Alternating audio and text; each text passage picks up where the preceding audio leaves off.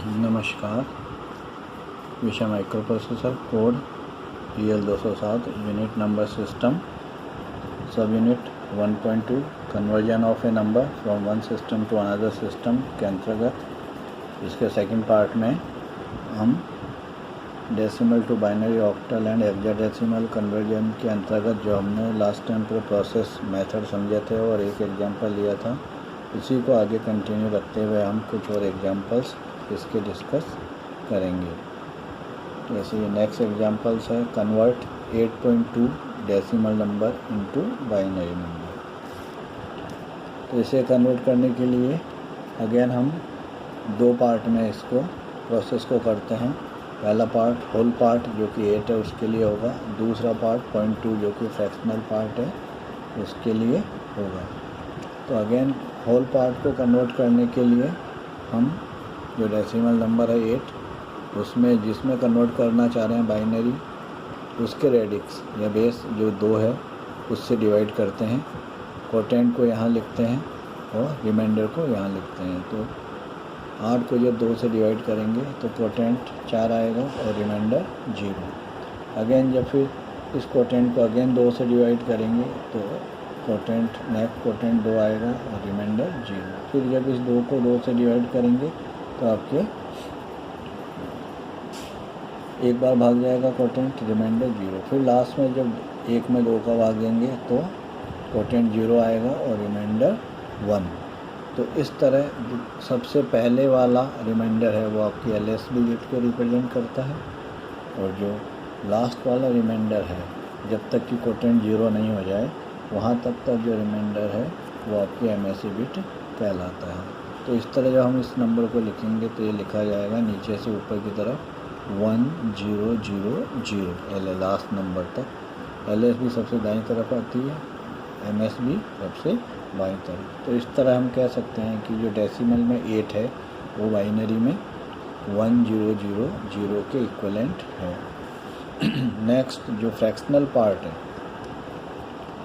जो कि हमारे यहाँ 0.2 है, उसके लिए हम इस तरह से प्रोसेस फॉलो करते हैं।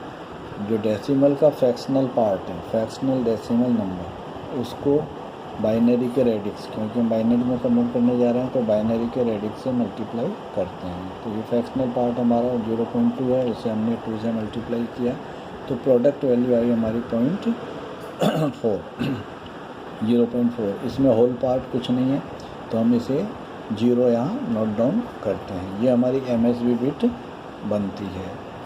नेक्स्ट इसी को हम आगे वापस कैरी बैक लाते हैं 0.4 को, और अगेन इस रेडिक्स से 2 से मल्टीप्लाई करते हैं तो रिजल्ट आता है 0.8। इसमें भी होल पार्ट कुछ नहीं है तो यहाँ 0 लिखते हैं। अगेन इस 0.8 को यहाँ वापस लेके आते हैं, इसे 2 से मल्टीप्लाई करते हैं रेडिक्स से तो रिजल्ट आता है 1.6। यहाँ अब होल पार्ट 1 है तो हम इसे यहाँ 1 लिख देते हैं और 6 को हम वापस कैरी बैक ले जाते हैं। अगेन इसको रेडिक्स से मल्टीप्लाई करते हैं तो रिजल्ट आता है 1.2। यहाँ 1 होल नंबर है, इसे यहाँ आगे लिखते हैं। अब ये क्या कन्वर्जन प्रोसेस तब तक चलता रहता है जब तक कि यहाँ 0 नहीं आता है। तो कई नंबर ऐसे आएंगे जिसमें कन्वर्जन कंप्लीट नहीं होता है। तो आपको कितने अंकों तक कन्वर्जन करना है, नॉर्मली या तो क्वेश्चन पेपर जो एग्जाम में आएगा उसमें लिखा रहेगा कि दशमलव के 2 अंकों तक कन्वर्ट करिए, 3 अंकों तक करिए, 4, जैसे हमने यहाँ 4 अंक तक किए। तो साधारणतः 4 से ज़्यादा नहीं पूछा जाता है। और या कन्वर्जन में अगर 0 आ जाता है फ्रैक्शनल पार्ट में तो वहाँ कन्वर्जन समाप्त हो जाता है। तो इस तरह यहाँ हम देखेंगे कि MSB से इसको लिखते हुए 0011 LSB तक। तो ये जो फ्रैक्शनल पार्ट डेसिमल में 0.2 था वो बाइनरी में 0.0011 के इक्विवेलेंट है। इस तरह हम यहाँ देखते हैं कि जो 8.2 डेसिमल में है वो आपके 1000.0011 बाइनरी के इक्विवेलेंट है। अब क्योंकि यहाँ कन्वर्जन कंप्लीट नहीं होता है तो हम आगे भी देखेंगे जब रिवर्स कन्वर्जन करेंगे वहाँ पर बाइनरी टू डेसिमल, तो ये आपको एग्जैक्ट वही रिजल्ट नहीं देगा क्योंकि यहाँ ये कंप्लीट नहीं होगा। तो जितने ज़्यादा आप कन्वर्जन में बिट्स होंगी उतनी ज़्यादा आपकी कन्वर्जन एफिशिएंसी सही होगी, या कन्वर्जन बहुत ज़्यादा एक्यूरेट होगा। और अगर 0 आ जाता है फ्रैक्शनल पार्ट में तो आपका कन्वर्जन एफिशिएंसी 100% है। नेक्स्ट इसी तरह हम एक अगला एग्जांपल लेते हैं जिसमें 147.25 डेसिमल नंबर को हम ऑक्टल नंबर में कन्वर्ट करना चाहते हैं। तो इसके भी दो पार्ट हैं, एक होल पार्ट और एक फ्रैक्शनल पार्ट 0.25। तो पहले होल पार्ट को लेते हैं। अगेन अब यहाँ क्योंकि हम ऑक्टल नंबर में कन्वर्ट करना चाह रहे हैं तो यहाँ हम डिवाइड करेंगे ऑक्टल की जो रेडिक्स है 8, उससे इसको डिवाइड करेंगे। यहाँ कोटेंट आएगा 18, यहाँ रिमाइंडर आएगा 3। अगेन फिर इस 18 को फिर 8 से डिवाइड करेंगे तो यहाँ आएगा 2, 2 बार भाग जाएगा, यहाँ रिमाइंडर 2 बचेगा। फिर हम इस 8 को डिवाइड करेंगे, 2 डिवाइड नहीं होता है तो यहाँ 0 बार डिवाइड होगा, कोटेंट 0, रिमाइंडर 2। तो इस तरह जो पहली रिमाइंडर है वो LSB होगी और लास्ट जो रिमाइंडर है वो आपकी MSB होगी। तो ये नंबर होगा नीचे से ऊपर की तरफ पढ़ते हुए 223 ऑक्टल में। तो इस तरह हम कह सकते हैं कि 147 जो डेसिमल में है वो 223 ऑक्टल नंबर सिस्टम के इक्विवेलेंट है। अब जो फ्रैक्शनल पार्ट है इसका वो है 0.25। तो इस फ्रैक्शनल पार्ट को कन्वर्ट करने के लिए अगेन वही प्रोसेस हम फॉलो करते हैं।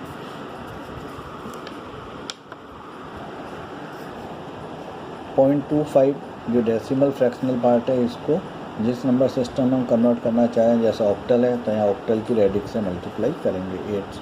तो प्रोडक्ट वैल्यू क्या आई 2.00। अब यहाँ आप देखेंगे इस एग्जांपल में कि होल पार्ट तो क्या है 2 और अब आगे यहाँ फ्रैक्शनल पार्ट 0 हो गया। तो ये इंडिकेट करता है कि आपका कन्वर्जन यहाँ पहले स्टेप में कंप्लीट हो चुका है। इट मीन्स कि 0.25 जो डेसिमल में है वो आपके ऑक्टल में 0.2 के इक्विवेलेंट है। तो इस तरह जो हमारा ये नंबर था 147.25 डेसिमल वो इक्विवेलेंट है 223.2 ऑक्टल के।